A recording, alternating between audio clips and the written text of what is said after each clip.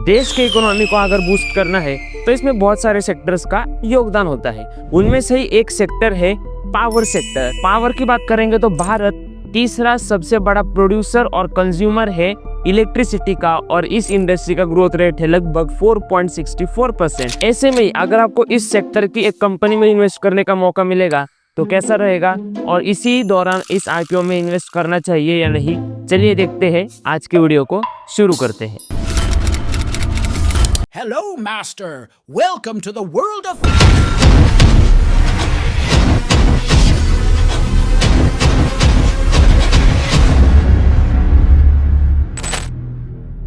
तो वीडियो में आगे बढ़ने से पहले जिन्होंने वीडियो को लाइक नहीं किया, फटाफट वीडियो को लाइक कर दीजिए, और जो चैनल पर नए हैं चैनल को सब्सक्राइब भी कर दीजिए ताकि ऐसे बहुत सारे इंटरेस्टिंग वीडियोस आप मिस ना करें। तो बढ़ते हैं वीडियो में आगे, और आज के इस वीडियो में क्या लेकर आया हूँ, तो डायमंड बॉक्स स्टूडियो का ये स्पेशल एक्सक्लूसिव कंटेंट रहेगा जहां पर हम एक नए आईपीओ का रिव्यू करेंगे। आईपीओ है क्वालिटी पावर लिमिटेड।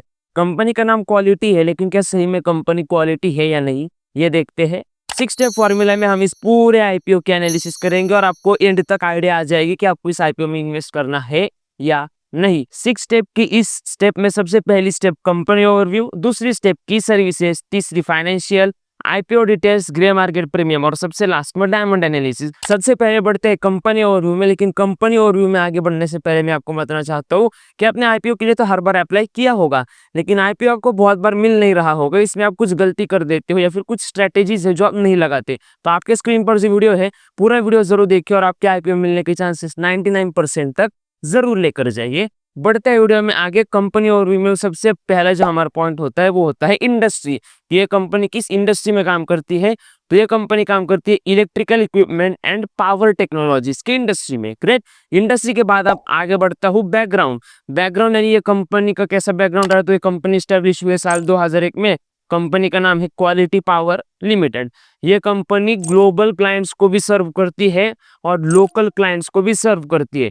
लगभग 100 ऐसे क्लाइंट्स हैं जो कंपनी के ग्लोबल क्लाइंट्स हैं।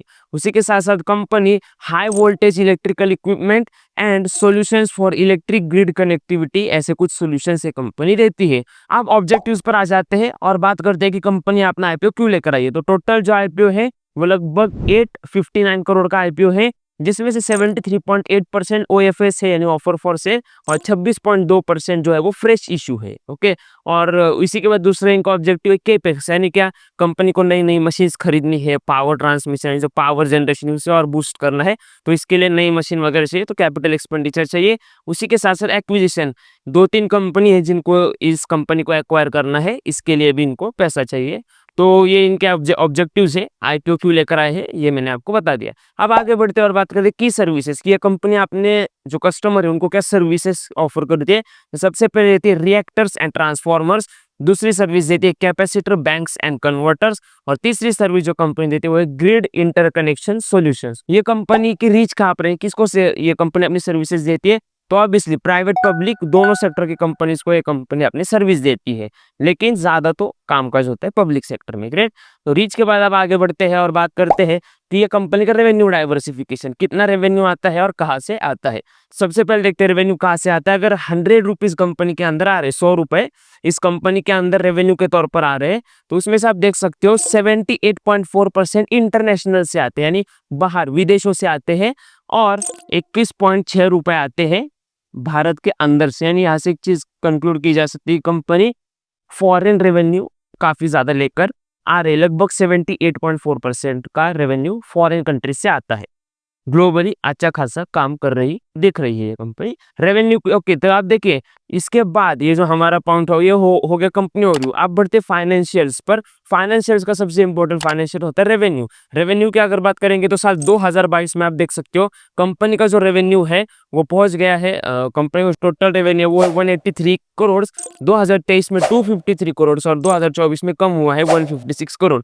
तो ग्राफ देख सकते हो थोड़ा सा डिसअपॉइंटिंग यहाँ पर ग्राफ दिख रहा है। ओके। रेवेन्यू के बाद आप बात करते हैं प्रॉफिट। कंपनी कैसा प्रॉफिट कर रही है ये भी देख लेते। 2022 में 42 करोड़, 2023 में 40 करोड़ और 2024 में 56 करोड़। तो प्रॉफिट थोड़ा सा ठीक है, रेवेन्यू से अच्छा प्रॉफिट का हमें ग्राफ दिखाई दिया है। ये सबका क्या मतलब होता है डायमंड एनालिसिस में मैं आपको बता देने वाला हूँ। इसी के साथ साथ आगे बढ़ते हैं एसेट्स पर। कंपनी के क्या है एसेट्स है इस पर बात कर लेते हैं। 2022 में कंपनी के एसेट 253 करोड़, 2023 में वही एसेट 312 करोड़ और 2024 में 359 करोड़ के कंपनी के टोटल एसेट्स है। तो एसेट्स भी काफी अच्छे से ग्रो हो रहे हैं। अब बढ़ते हैं अगले पॉइंट पर, आईपीओ डिटेल्स। ये जो आईपीओ कंपनी लेकर आई है उसके कुछ डिटेल्स फटाफट कलेक्ट कर लेते हैं। तो आईपीओ कब खुलेगा? 14 फरवरी 2025 को आईपीओ खुल जाएगा। आईपीओ क्लोज कब होगा? 18 फरवरी 2025 को आईपीओ क्लोज हो जाएगा। आईपीओ का प्राइस बैंड क्या है? 401 रुपए से 425 रुपए के बीच में आप बिड लगा सकते हो। कोशिश करना 425 पर ही बिड लगाए। मिनिमम इन्वेस्टमेंट बहुत ज्यादा कम है, 10,500 रुपए अगर आपके पास है तो आप आराम से इस आईपीओ में इन्वेस्ट करने के बारे में सोच सकते हो।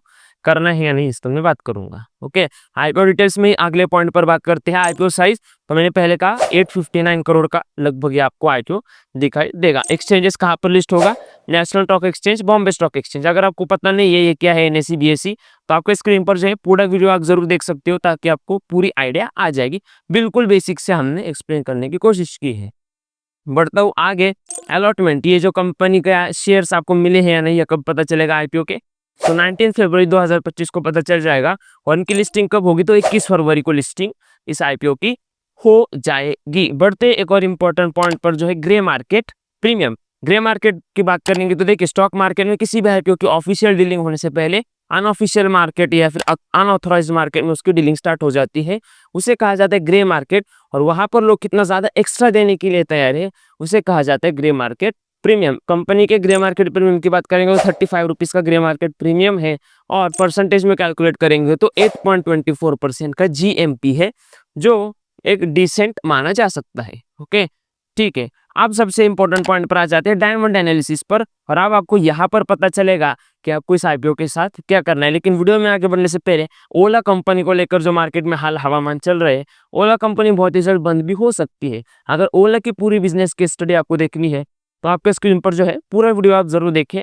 डायमंड एनालिसिस को शुरू करते हैं। सबसे पहले मुझे कंपनी की एक बात अच्छी लगी कि कंपनी का मार्केट प्रेजेंस काफी ज्यादा अच्छा है, मार्केट में कंपनी की विजिबिलिटी है। दूसरा बात मैं आपको यहाँ पे बताना चाहता हूँ कि कंपनी की जो ग्लोबल रीच है वो अच्छी है। कंपनी भारत में तो काम कर रही है, ग्लोबली भी अच्छा काम कर रही है। उसी के साथ साथ तीसरा पॉइंट है, कंपनी जिस इंडस्ट्री में काम कर रही है डिमांडिंग इंडस्ट्री। आजकल हर किसी को पावर चाहिए, हर किसी को इलेक्ट्रिसिटी चाहिए, हर किसी को सभी इलेक्ट्रिक हो चुका है, इलेक्ट्रिक व्हीकल्स भी अब आने लगे। तो डिमांडिंग इंडस्ट्री है, इंडस्ट्री में एक अच्छी ग्रोथ हमें दिखाई देगी।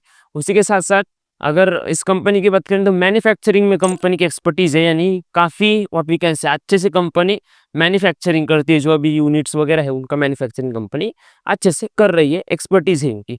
उसी के साथ आप फाइनेंशियल्स की एनालिसिस करते थोड़ा सा रेवेन्यू की बात करेंगे तो 2024 में रेवेन्यू अचानक से फॉल हुआ है। यह मुझे थोड़ा सा डिसअपॉइंटिंग लगा, लेकिन हो सकता है कुछ इसके पीछे कंपनी के ऑपरेशनल चेंजेस वगैरह होंगे, तो इसे हम कंसिडर कर लेते हैं। उसी के साथ साथ प्रॉफिट की बात करेंगे तो प्रॉफिट की जो ग्रोथ है वो ग्रेट तो नहीं कह सकते, थोड़ा सा जो सेक्टर एवरेज ग्रोथ है उससे थोड़ी सी मुझे कम लगी। तो ये थोड़ी सोचने वाली बात है। प्रॉफिट थोड़ा सा डगमगा रहा है, लेकिन ज़्यादा कोई अप्स डाउन्स नहीं है। प्रॉफिट को भी अच्छा है, 4 स्टार दे सकते 5 में से। उसी के साथ साथ एसेट्स की अगर बात करेंगे तो कंपनी के एसेट्स ग्रेट, अच्छे से लगातार ग्रो हो रहे, एसेट्स भी ठीक ठाक है। ग्रे मार्केट प्रीमियम की बात करेंगे तो ग्रे मार्केट प्रीमियम देखिए अभी आईपीओ तो खुलना है। ओके, आज तो 12 तारीख है, 14 को आईपीओ खुलेगा, 18 तो क्लोज होगा। तो बहुत सारी चीजें अभी भी बाकी है। यहाँ से आईपीओ मेरे हिसाब से अगर ऊपर जाएगा थोड़ा बहुत तो इसमें शॉर्ट टर्म की एंट्री बन सकती है। लेकिन अगर आपको इस कंपनी के पूरे इंडस्ट्री बिजनेस मॉडल पर विश्वास है तो लॉन्ग टर्म में भी इन्वेस्ट किया जा सकता है, क्योंकि डिमांडिंग इंडस्ट्री है। ओके, तो फाइनली ये सारा पैसा आपका पैसा है, सोच समझ कर इन्वेस्ट कीजिए।